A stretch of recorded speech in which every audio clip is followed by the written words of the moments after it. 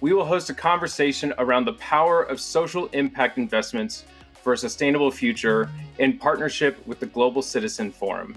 So I'm pleased to welcome to Concordia Amina Mohamed, Minister of Sports, Heritage and Culture for the Republic of Kenya, Nouriel Roubini, economist and chairman of Roubini Macro Associates LLC, His Excellency Timothy Harris, Prime Minister of the Federation of St. Kitts and Nevis, and our moderator, Armand Arton, President of Arton Capital. Armand? Thank you. Thank you for having us, and it is a great pleasure. And with a little sadness that we're not all gathered in New York in this crazy week, which normally puts us all together in the middle of the world. But again, delighted to have friends. I can call friends Amina, Nouriel, Prime Minister. We know each other for years, and we have this great opportunity to speak from every part of the world where we are sitting right now. For those who doesn't know myself and the Global Citizen Forum, it is a social action platform built on the shared belief in global citizenship as a cultural, moral, and institutional framework for the generations to come. As part of the governance agenda of the Global Citizen Forum, we closely promote global governance, multilateralism, and public-private partnership. This is why we have put together our efforts with Concordia, because we strongly believe that the support of achievement of the SDGs are crucial, and the social impact investment have a very special place. We live in a very difficult year where mobility is at probably an all-time low for our generation for the last 25 years. And this has impact on many states around the world.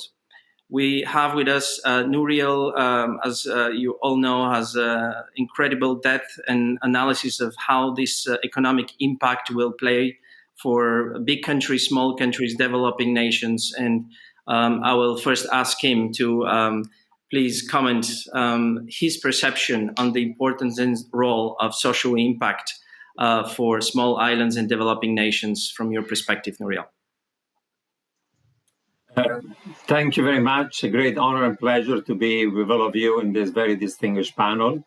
I would like to speak about how social impact investment, foreign direct investment, and citizenship by investment programs can help to foster economic prosperity and growth in smaller states, including small island economies.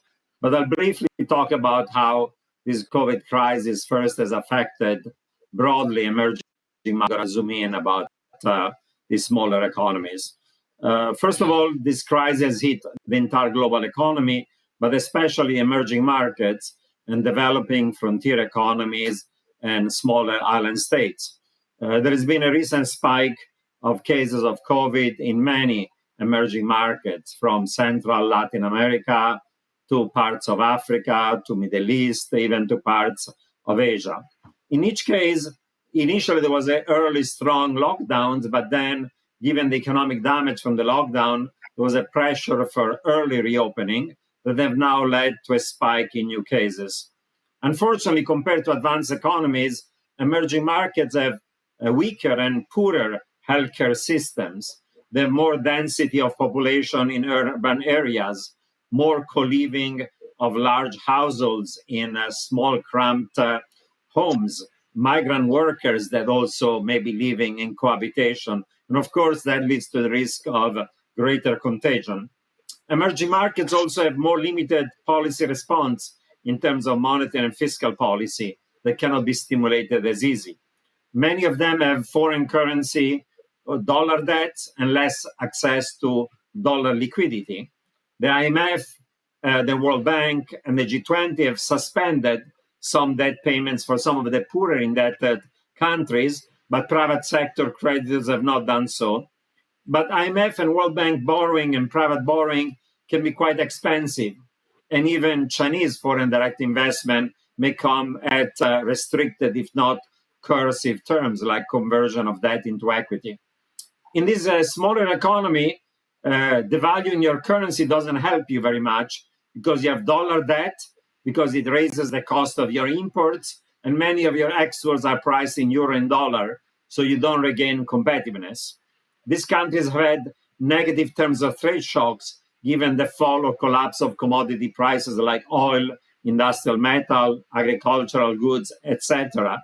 Many of these emerging markets rely a lot on foreign tourism that has also collapsed, on remittances from their own migrants to other countries that are now losing jobs. So those are additional shocks. And of course, in many countries, global climate change puts at risk many of these emerging markets. You have, in the short term, hurricanes, typhoons, or droughts and fires. And medium term, there is a risk of massive long-term flooding of coastal areas, an entire country or island risking to go underwater for good. We've also discovered that global pandemics can be related to global climate change. The zoonotic transmission from animal and human derives in part from the fact that we're destroying ecosystem of wild animals that become then closer in contact with livestock and with human beings. And of course, now we have a risk of economic, financial, social, and political instability and unrest, given the increasing inequality and poverty that is rising. Some countries are near bankrupt and restructure their foreign debts, like Argentina and Ecuador. Lebanon has defaulted on its foreign debt. Many countries in sub-Saharan Africa are also in financial distress. So there has to be an alternative that provides economic opportunity, welfare, and prosperity. And this alternative for many smaller emerging market and frontier economies, including small islands, is a combination of social impact investing, of foreign direct investment, and of citizenship by investment program. As these island economies and smaller economies seek to improve their incomes, FDI that is emerging from these CIPs can prove to offer the funding and the support that they need to survive, thrive, and diversify their own economies. Social impact investment from CIP-based FDI brings financial capital, managerial capital, human capital, and skills, and can be invested in sustainable and impact investing sectors. The benefit of this CIP and impact investment goes beyond the initial investment of foreign capital. It includes follow-on investment, increased spending in the country by the families and the people that move there, bringing more diverse talent and entrepreneurship to grow these economies and small islands. And of course, success stories with CIP and FDI include Cyprus in real estate and tourism, Portugal, Vancouver, look what happened in Canada and Vancouver, countries like Hungary, St. Kitts and Nevis, transformation from sugar, tourism, and other activities, and other countries like Malta. Now, some of these funds can be used to retire high interest rate debt from IMF, World Bank, and private investors. They can be used to develop sovereign wealth funds that can be used when there is a natural disaster or an economic shock. For example, social impact bonds that go with zero interest rate because the investors benefit from citizenship can be used either to refinance or repay high interest debt or to finance impact FDI. And of course, the social impact investments include sectors such as renewable energy investments like solar and wind, available to many of these countries, infrastructures like airports, roads, ports, schools, hospitals. You can develop digital infrastructure and technological innovation to provide digital services, both private and public sector ones, and we are going direction of a knowledge economy. You can develop sustainable and ecological tourism that prevents overfishing. You can have sustainable and green real estate. And of course, you can have also provision of educational services like the new University of the West Indies campus that is financed through some of these CIPs. If you think about it, social impact investment and FDI supported by CIP develops both education and labor force skills at the local level, cultural growth, diversification of these economies that is important to achieve economic resilience, ability to adapt and to mitigate global climate change, provide job creation in labor-intensive areas such as infrastructure and real estate, provide financial independence, and of course, provide necessary government revenues that are necessary for economic growth. So in conclusion, we may be in a new area of global citizenship and related social impact foreign direct investment that will help saving allied nations and other smaller economies that face fragilities and provide them a framework that is needed for long-term economic growth, prosperity, inclusive growth, and sustainability. So I'm all in favor of these types of programs. Thank you. Thank you. Thank you, Nouriel. And absolutely, some of the elements you mentioned of benefit are actually a reality of Prime Minister Harris' life in the last 10 years, where he had used this opportunity to diversify the economy of his country, has gone through the hurricanes that affected all Caribbeans and his island 3 years ago. So without delay, Prime Minister Harris, tell us a little bit real life success stories from how St. Kitts have been successful model around the world of benefiting and utilizing this citizenship by investment, social impact investment to completely transform the life of Kittitians. Thank you very much. I was intrigued when Nouriel spoke to the alternative path to keep economies alive, provide opportunities for people all over the world. In fact, when in 1984, all those before us envisaged an increasing space for St. Kitts and Nevis as the smallest country in the hemisphere, one of the options that came forward was the Citizenship by Investment Program. There it was hoped that we could enlarge our space, enlarge the available pool of resources available to assist St. Kitts and Nevis as a new sovereign state to advance the opportunities for our people to do well. The Citizenship by Investment Program, which we legislated in 1984, is the model of investment programs all over the world. It is the oldest and the best CBI program, and we are working hard to maintain the platinum brand. Clearly, the COVID-19 pandemic has turned the world upside down and has created enormous challenges for people everywhere. For unemployment, the overwhelming of health sectors all over the world. We see what is happening, the lockdowns, now and off and on in some of the most advanced countries. We are at a very dangerous spot. And had it not been for the CBI program, if for St. Kitts and Nevis at this particular moment in time, we would not have been able to respond as successfully as we have with respect to COVID-19. The situation with respect to COVID-19 is that St. Kitts and Nevis has emerged as the model of a well-managed state with respect to COVID-19.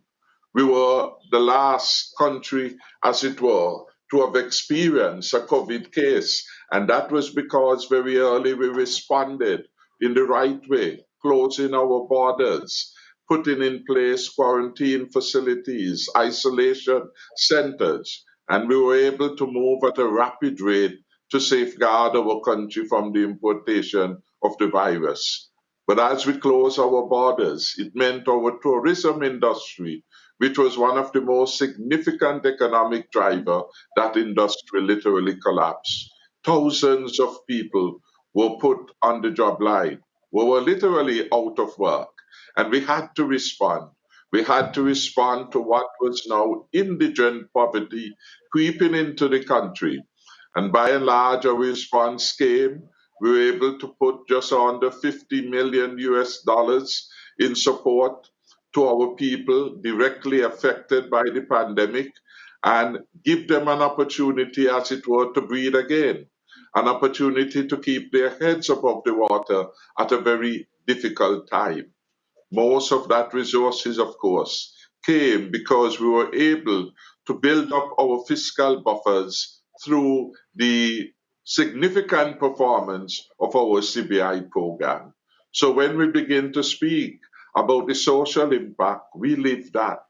We understand without the CBI program, contributing to our revenues, contributing to our economic growth, the country would be in a very difficult spot. Indeed, when COVID-19 impacted the Caribbean islands, and St. Kitts and Nevis in particular, we had one of the strongest fiscal buffers anywhere in the hemisphere. We were doing very well among all our peers within the region, with one of the highest per capita GDP, to the extent that we could use that as a gauge internationally of how well we were doing. The CBI program helped to strengthen our economic framework, allow us to be able to attract brand name hotel facilities such as the Four Seasons, such as the world renowned Park Hyatt brand that had come to St. Kitts, such as the Ramada hotels. And with hotels come jobs. And so we were in a very, I would say, very commendable spot in terms of our engagement, in terms of our ability to provide livelihoods to our people. COVID-19, of course, has disrupted that order. Nonetheless, we continue to bring innovative programs to bear to advance the economic space internationally in which we are engaged. We have launched a limited time offer program under the CBI program, intended to help us garner additional support in the tremendous fight we must have against COVID-19.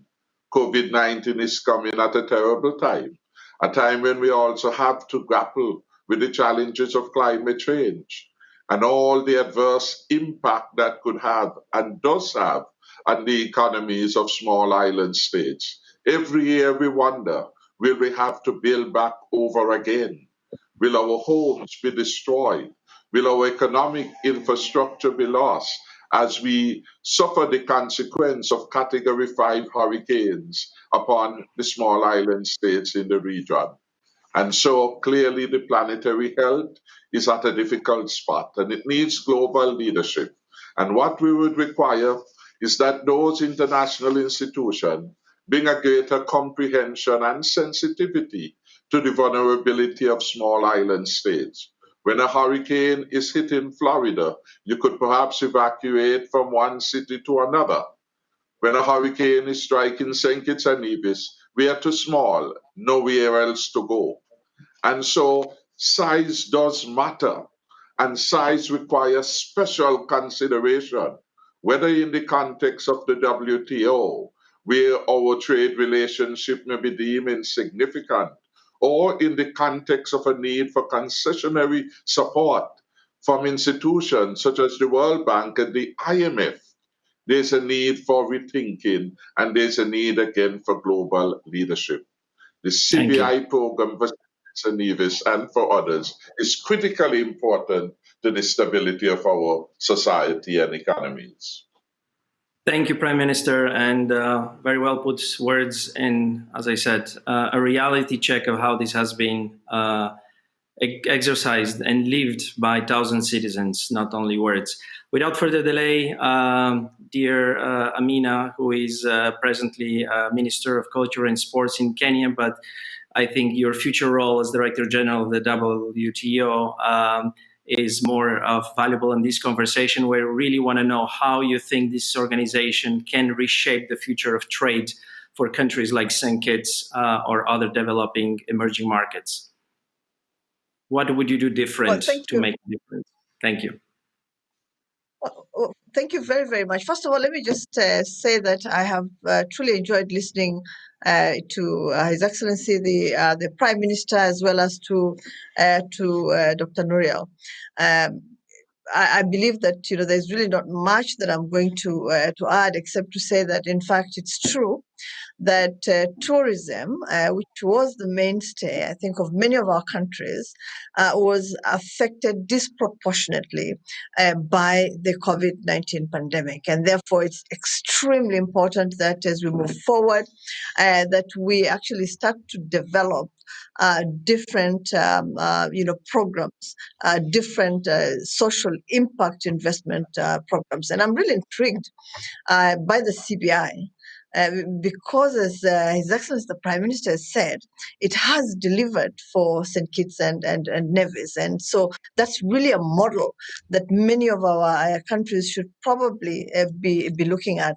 But it's also very true that one size doesn't fit all, and that we will need to devise different and develop different programs for different parts of the world with different demands on our economies.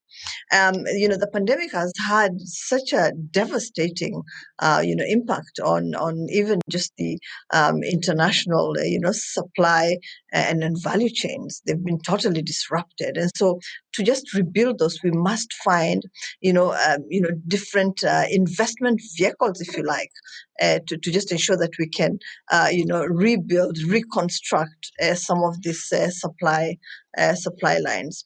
And so, so what we've been talking about at the WTO is to make sure that the trade lanes are kept open so that countries get what they need, whether it's medicine equipment, whether it's going to be the ventilators that all of us need, the PPEs, but also the food stock that we need to keep our populations, alive and well. So some these are some of the issues that we will. How do we make sure? Now I know. You really can't tell.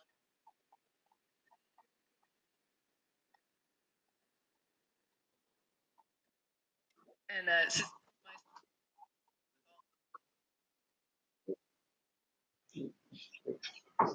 Okay. Okay, thank you. Well, thank Sorry you for very, that. very much. We had And some so, technical problems to get back. Amina, please.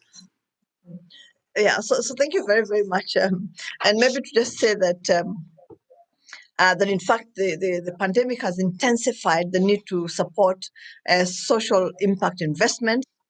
The social and economic needs of populations across the world, as we've just been told, call for investment models that actually consider the business impact on communities in addition to revenue creation. And as a result of the global consumer behavior change driven by the pandemic, social impact investments will be essential to spur innovation. And I think the examples that were given on how CBI can actually plug some of the shortfalls that we have in our economies, and Prime Minister talked about the facilities that were constructed using CBI, the hotels that came up, and basically 5-star and 6-star hotels that attract even more tourists into the country, with all the other demands that tourists have, and in many ways spurring other sectors of the St. Kitts and Nevis economy. And so and for all of us, there are those shortfalls that we realize with the pandemic especially, and that we need to fill up. In my country, for instance, just the disruption in the supply chains, the supply lines, the fact that we cannot export the flowers that we grow as much as we did before. Now we're beginning to export them again, but in the beginning we actually had to give them away as gifts to many countries, to just lift up people's spirits, during the pandemic. But programs like that would actually support the reconstruction of these supply lines as people begin again to invest and to buy some of the products that our countries are producing. So what would I just in conclusion say that we need to create partnerships that respond to the volatility, the unpredictability, the uncertainty, and the ambiguity that's been caused by economic constriction as a result of the pandemic, and broadening these social business interactions to co-produce impacting ideas like the ones we've had talked about, and expanding the financial basis for purpose-driven businesses, and this should happen at all economic tiers of society. We think that that will speed up recovery, that it will grant citizens the tools to fashion solutions to emerging social problems, but also to just direct some of the CBI to areas where they're required, gender, entrepreneurship, women entrepreneurship, for instance, that if in fact we were able to target directly using the CBI, would make the difference that we want to see in our societies, in our communities, but more importantly, the economy. The majority of people, the populations in our countries, the majority is women, and if those women were supported using such social impact investment programs to basically make the contribution that they must to the social and economic development of their countries, I think we would actually see much better use of the resources that are generated through CBI and other programs, other social impact programs like those. But finally, let me say this, that and especially for countries like ours that are impacted greatly by climate change, we have to move away from this silo approach. Because we use trade rules to govern multilateral trade. And we use a multilateral investment agreement to govern the environment. I don't think with the changes that we see occurring across the world, with the typhoons that the Prime Minister has talked about, that we can continue to actually discuss these things and have frameworks that are not related to each other, that are not connected to each other. I think it's time that we actually began to bring this together to discuss environment and trade, and make sure that the WTO begins to pay attention to trade and climate change, trade and sustainable development, as well as, of course, as I said before, trade and gender. Thank you very much. Thank you, Amina, and I wish that very soon you are in position to make a difference and to implement some of these changes in these important organizations. And as the late Kofi Annan said in the closing of our Global Citizen Forum a couple of years ago, we don't have a choice. If you want to go far, you have to go together. If you want to go fast, you can go alone. And I think this epidemic has showed us how much we're interconnected, and we don't have a choice than going together. Thank you very much for your time, attention, dedication. Be safe. God bless you. And good luck to Concordia.